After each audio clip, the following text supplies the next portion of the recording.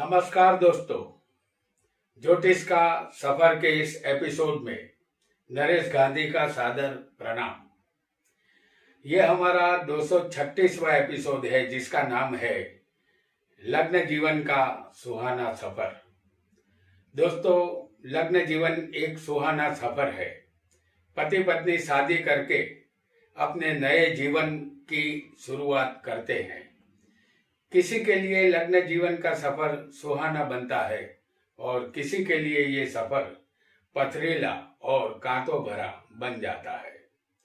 पहले ये दोनों सफर में अकेले होते हैं।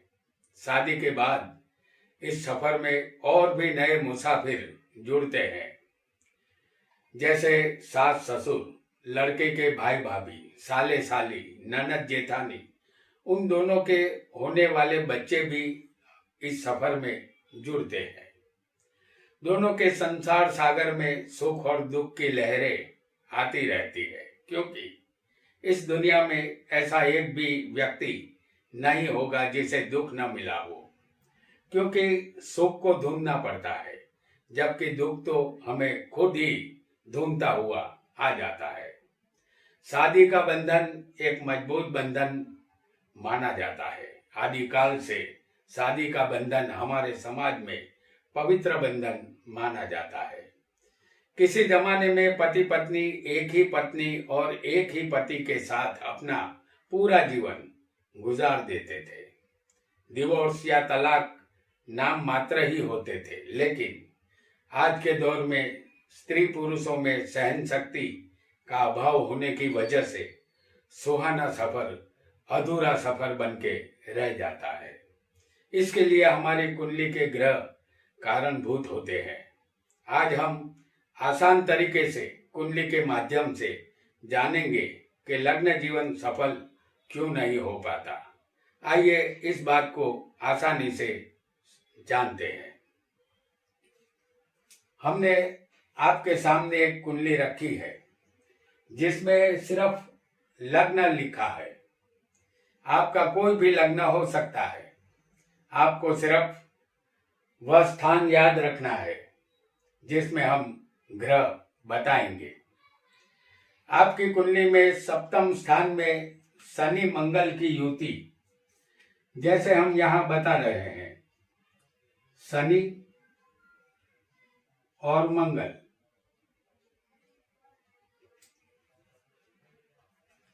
आपके सप्तम स्थान में शनि मंगल की युति होगी तो आपको समझ लेना है कि संसार का सुख नहीं मिलेगा। ऐसा योग कभी कभी शादी नहीं होने देता, और अगर शादी हो भी जाए तो लग्न जीवन दुखी बनता है। सप्तम स्थान पति पत्नी का है और इस स्थान में शनि मंगल जैसे पापी ग्रह पति पत्नी के सुख का नाश करते हैं, क्योंकि ये दोनों एक दूसरे के कट्टर शत्रु है। यह योग जातक हो या जातिका, दोनों की कुंडली पर लागू होगा। आइए एक और योग को भी समझते हैं।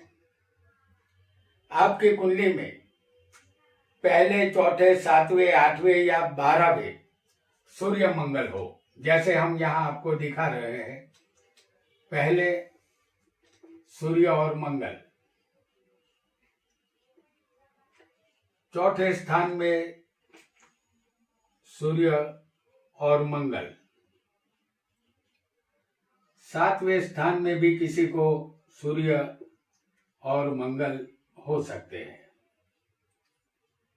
और आठवें स्थान में भी किसी को सूर्य मंगल हो सकते हैं। और यही युति सूर्य और मंगल की किसी को 12वें स्थान में भी हो सकती है। तो कुंडली में पहले, चौथे, सातवें, आठवें या 12वें सूर्य मंगल की युति होगी तो लग्न जीवन का सफर कष्टदायक बनेगा, क्योंकि सूर्य मंगल एक साथ हो तो अंगारक योग बनाते हैं। ये दोनों क्रूर ग्रह है।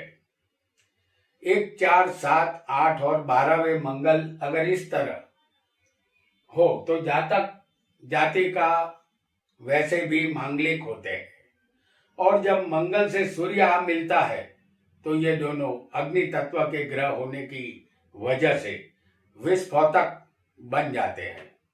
सूर्य मंगल लग्न में हो तो ये दिमाग का स्थान है। जातक जाति का क्रोधी बनते हैं, स्वभाव उग्र रहता है। दोनों की दृष्टि सीधी सप्तम स्थान पर आती है। चौथे अगर सूर्य मंगल होंगे तो ये हमारे हृदय का और सुख का स्थान है। यहाँ हृदय को सुख शांति नहीं मिलती। यहाँ मंगल की चौथी दृष्टि सप्तम पर आती है। अगर सूर्य मंगल की युति सप्तम में होगी तो ये पति पत्नी का स्थान है। यहाँ सूर्य मंगल की आग से पति पत्नी का संसार जल जाता है। और सूर्य मंगल अगर 8वें हो तो पति या पत्नी दो में से एक का विकेट ये गिरा देता है, क्योंकि ये स्थान मृत्यु का है। अगर सूर्य मंगल 12वें हो तो ये स्थान जातक जातिका के बेडरूम का है। यहाँ ये दोनों बेडरूम का सुख नहीं ले सकते। मंगल की 8वीं दृष्टि सप्तम पर आती है। यहाँ सीधा तलाक हो जाता है। लग्न जीवन का सफर अधूरा रहता है। यहाँ हमने जो योग बताया है वह जातक जाति का दोनों की कुंडली पर लागू होगा। आइए एक और योग को भी समझने का प्रयत्न करेंगे। आपकी कुंडली में सूर्य शनि की युति अगर सप्तम स्थान में हो, जैसे हम आपको दिखा रहे हैं, आपका लग्न यहाँ कोई भी हो, आपकी कुंडली में सूर्य शनि की युति अगर सप्तम स्थान में, या समझ लीजिए कि किसी को लग्न में भी हो सकती है सूर्य और शनि की युति, तो शादी के मधुर सपने कांच के सपने बनकर रह जाएंगे। और कांच के सपने टूटने के बाद वह आंखों में चुभते भी है। सूर्य शनि पति पत्नी के जीवन को तहस नहस कर देते हैं, उस कांच की तरह जिसे टूटने के बाद दोबारा जोड़ा नहीं जाता। पत्नी यहाँ पति को छोड़कर चली जाती है, दोनों में डिवोर्स हो जाता है, पति पत्नी दोनों के रास्ते अलग हो जाते हैं। इसका कारण यह है कि सूर्य शनि एक दूसरे के कट्टर शत्रु है। यहाँ पति पत्नी के लिए संसार खारा बन जाता है। यह योग जातक जाति का दोनों की कुंडली में लागू होगा। आइए एक और योग को भी जानेंगे। आपकी कुंडली में कोई भी लग्न हो, हम यहाँ मेष लग्न की कुंडली आपके लिए प्रस्तुत कर रहे हैं। अगर आपकी कुंडली में सप्तमेश और सप्तम स्थान पाप कर्तरी योग में फंसा होगा, जैसे इस कुंडली में मेष लग्न की इस कुंडली में सप्तमेश यहाँ बनता है शुक्र, सप्तमेश यहाँ शुक्र है जो 10वें होगा।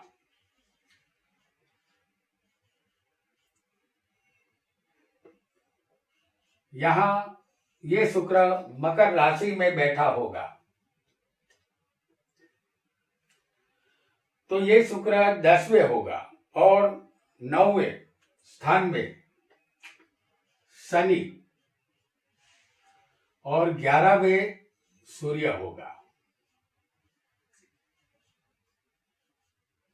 सूर्य यहाँ कुंभ में होगा और शनि धनु राशि में होगा। तो इसे कहते हैं पाप कर्तरी योग। ठीक इसी तरह सप्तम स्थान भी पाप कर्तरी योग में फंसा हो, जैसे हम आपको दिखाएंगे 6ठे स्थान में राहु को।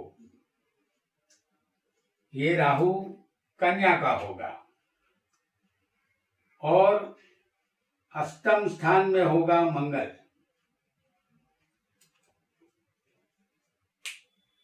आठवें मंगल हो, जैसे सप्तम स्थान ये है, उसके दोनों तरफ पापी ग्रह आ चुके हैं। सप्तम का मालिक जो है वो शुक्र है, वो भी दोनों पापी ग्रहों के बीच में फंस चुका है। तो ऐसा योग अगर होगा तो लग्न जीवन का सुख जातक को नहीं मिलता, क्योंकि सातवां स्थान और सातवें का मालिक दोनों पाप ग्रहों के बीच में फंस गए हैं, तो जीवन यहाँ बर्बाद होकर रह जाता है। ये योग जातक जाति का दोनों की कुंडली पर लागू होगा। आइए एक और योग को भी जानने का प्रयत्न करेंगे। कन्या लग्न की ही कुंडली बताएंगे, जिसमें मौजूद होगा शुक्र।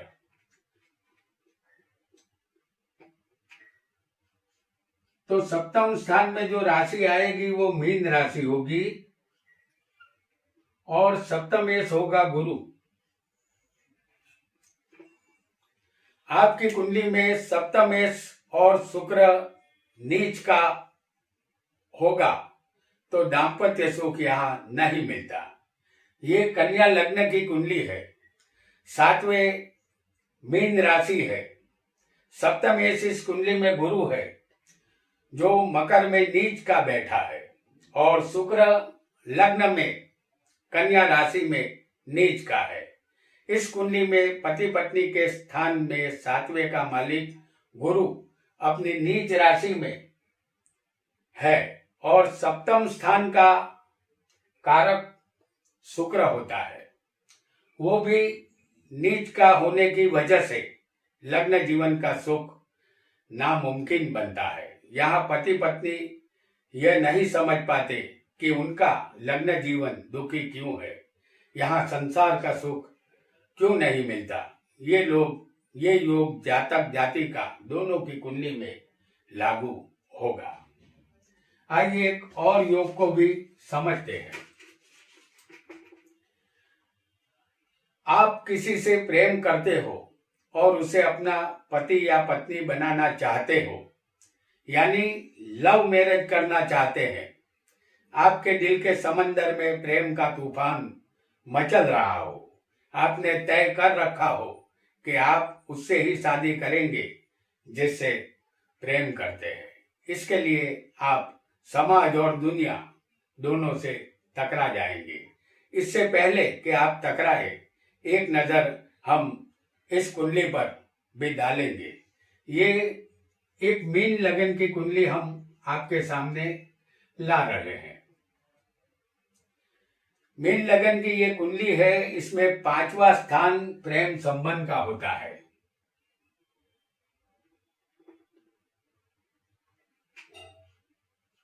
तो ये पांचवा स्थान प्रेम संबंध का है।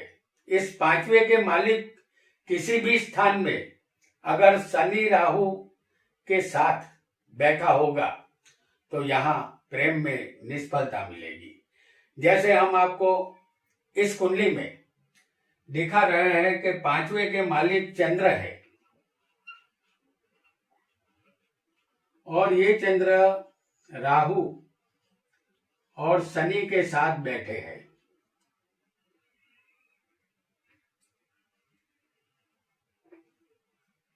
तो पांचवे के मालिक किसी भी स्थान में शनि राहु के साथ बैठे होंगे। वैसे हमने आपको 9वें स्थान में दिखाया है, ये किसी भी स्थान में हो सकता है। तो पांचवे का मालिक अगर किसी भी स्थान में शनि राहु के साथ बैठा होगा तो प्रेम में निष्फलता मिलती है। जैसे इस कुंडली में पांचवे कर्क राशि है, इसके मालिक चंद्र है जो 9वें स्थान में वृश्चिक राशि में शनि राहु जैसे विच्छेदात्मक ग्रह के साथ बैठा है।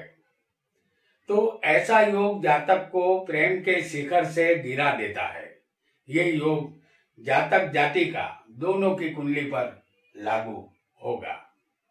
आइए एक और योग को भी समझने का प्रयत्न करेंगे। आपकी कुंडली में चौथे का मालिक सातवें, जैसे चौथे का मालिक सातवें अगर पाप ग्रहों से पीड़ित होगा तो सुख की ख्वाहिश आपकी अधूरी रहेगी। ये कर्क लग्न की कुंडली हम आपको लिए ला रहे हैं। तो सातवें के मालिक यहां पर बनेंगे शुक्र। तो कर्क लग्न की ये कुंडली है, चौथा स्थान सुख का है। चौथे का मालिक शुक्र है जो सातवें मकर राशि में शनि और सूर्य के साथ बैठा है। तो सप्तम का ये शुक्र कारक भी होता है। तो कारक शुक्र है इस स्थान का, और दाम्पत्य सुख भी शुक्र ही देता है। अगर शुक्र पाप ग्रहों से पीड़ित हो तो पति पत्नी में अनबन रहती है, शादी का सुहाना सफर खत्म हो जाता है, दोनों एक दूसरे का मुंह देखना भी पसंद नहीं करते, दोनों में तलाक हो जाता है। ये योग जातक जाति का दोनों की कुंडली में लागू होगा। आइए एक और योग को भी समझेंगे।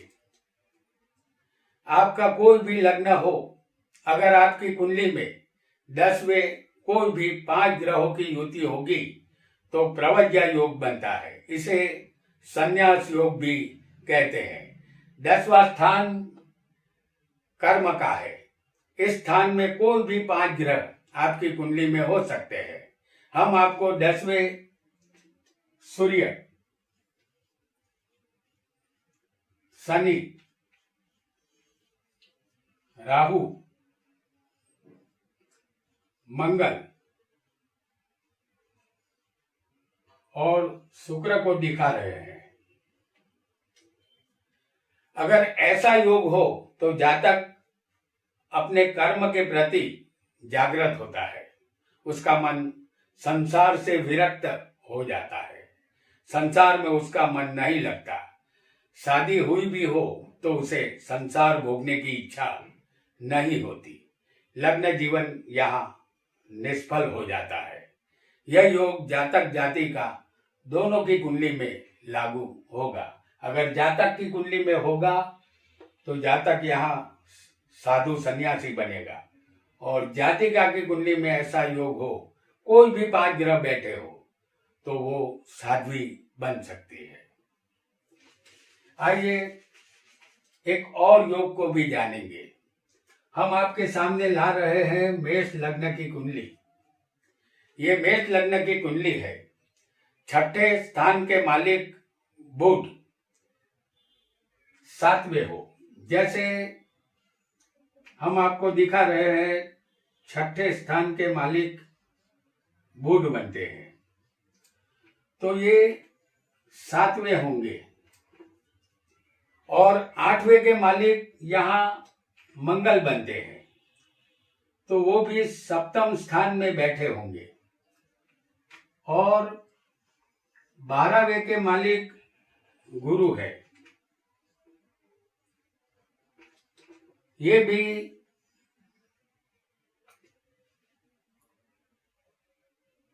सातवें होंगे। अगर आपकी कुंडली में 6, 8, 12वें के मालिक 6, 8, 12वें के मालिक अगर 7वें स्थान में होंगे, या इनमें से कोई भी एक ग्रह भी सप्तम में बैठा होगा, तो लग्न जीवन का सुख यहाँ नहीं मिलता। दाम्पत्य जीवन के सपने टूट कर बिखर जाते हैं। यहाँ कभी न कभी तलाक होकर ही रहता है। जातक जाति का एक दूसरे को कोर्ट दरबार में मिलते रहते हैं, हमेशा के लिए न मिलने के लिए। यह योग जातक जाति का दोनों की कुंडली पर लागू होगा। आइए एक और योग को भी समझ लेते हैं।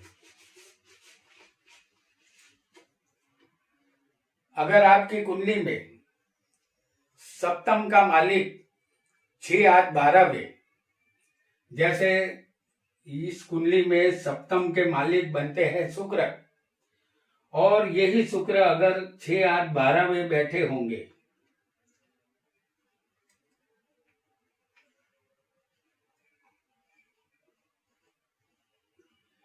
इस कुंडली में 6, 8, 12वें सप्तम के मालिक होने चाहिए।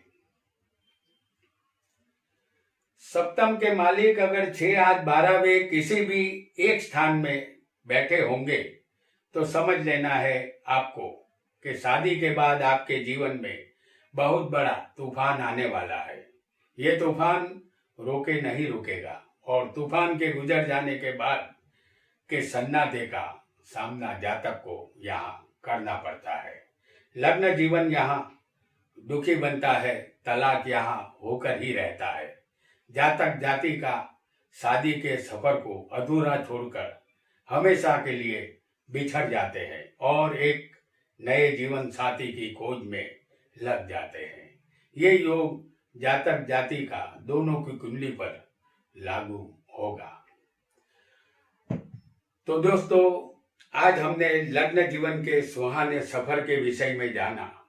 वह सफर अधूरा क्यों रहता है इसे भी समझा। आज इतना ही। आपका बहुत बहुत धन्यवाद।